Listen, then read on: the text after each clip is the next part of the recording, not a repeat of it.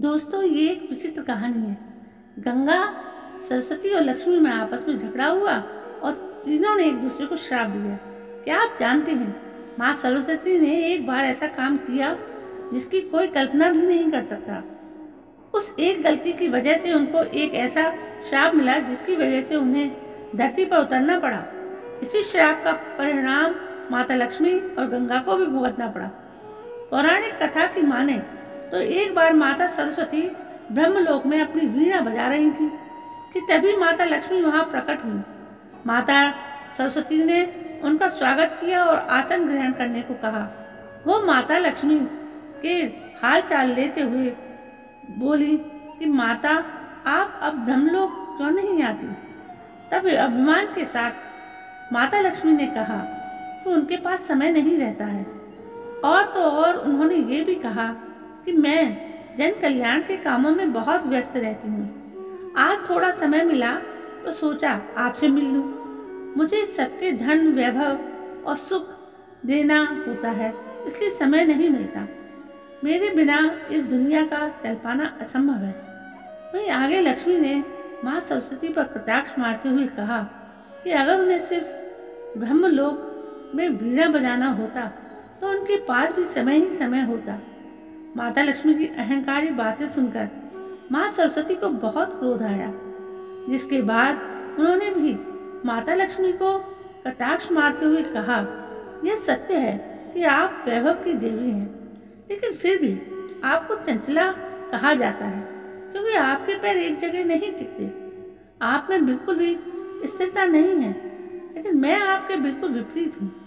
मैं जिस जगह भी जाती हूँ वहाँ आजीवन के लिए बस जाती हूँ। आपको तो कोई चुरा भी नहीं सकता, बल्कि मैं तो बांटने से बढ़ती हूँ।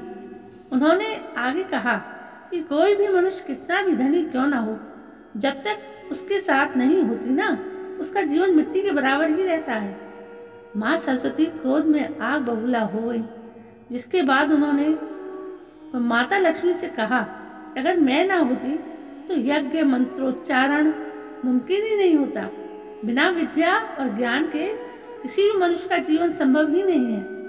साथ ही उन्होंने यह भी कहा कि उनके मंत्रों के बिना भगवान विष्णु की पूजा भी अधूरी है। माता सरस्वती के तर्कों से भी माता लक्ष्मी संतुष्ट नहीं हुई और ना ही अपनी बातों से हिली।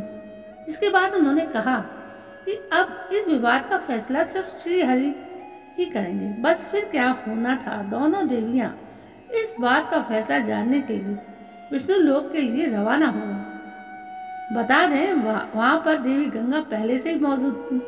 श्री हरि को ध्यान में लीन देखते ही माता लक्ष्मी उनके पास जाकर बैठ गई, लेकिन कोई भी माँ सरस्वती को बैठने को नहीं कहती, जिससे वो नाराज हो जाती हैं।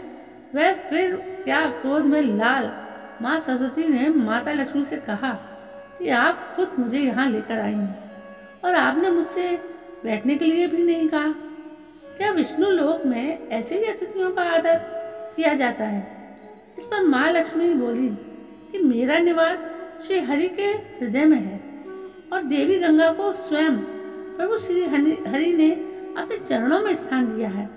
इसके अलावा उनके पास कोई जगह खाली ही नहीं थी जहाँ आपको स्थान दिया जा सके।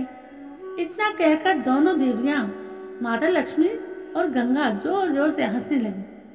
अपना उपहास उड़ता देख माँ सरस्वती के क्रोध की सीमा बढ़ती जा रही।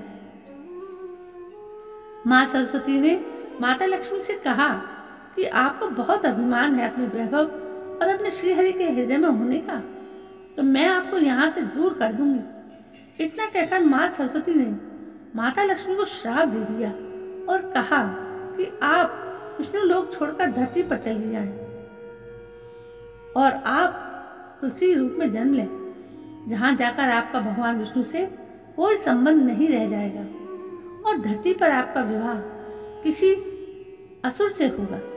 वहीं माता लक्ष्मी को दिए गए श्राप को सुनकर देवी गंगा को माँ सरस्वती पर क्रोध आ गया और उन्होंने माँ सरस्वती को श्राप दे दिया कि वो धरती पर नदी बनकर प्रकट होंगी। दोस्तों, यह श्राप का सिलसिला यहाँ नहीं थमा।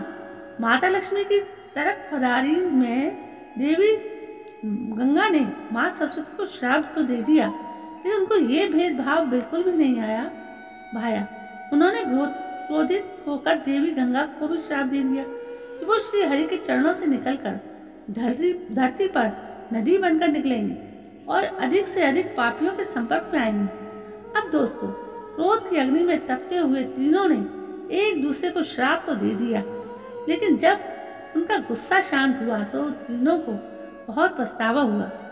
वे तीनों मिलकर श्राप से मुक्ति पाने का उपाय ढूंढने लगे, जिस पर भगवान विष्णु ने कहा कि श्राप का फल तो आपको भोगना ही पड़ेगा, लेकिन कलयुग के 10,000 साल पूरे होने के बाद आप सभी देवियां पृथ्वी से अपने लोक में आकर वास्तविक स्वरूप में आकर मिल जाएंगी। इस बीच आपको अपने अंश से नदियों के रूप में अवतरित होना पड़ेगा और देवी लक्ष्मी तुलसी का पौधा बनेंगी। माना जाता है कि देवी सरस्वती जब अपने लोक को लौट चुकी हैं और अब गंगा के स्वर्ग के लौटने की तैयारी हो रही है।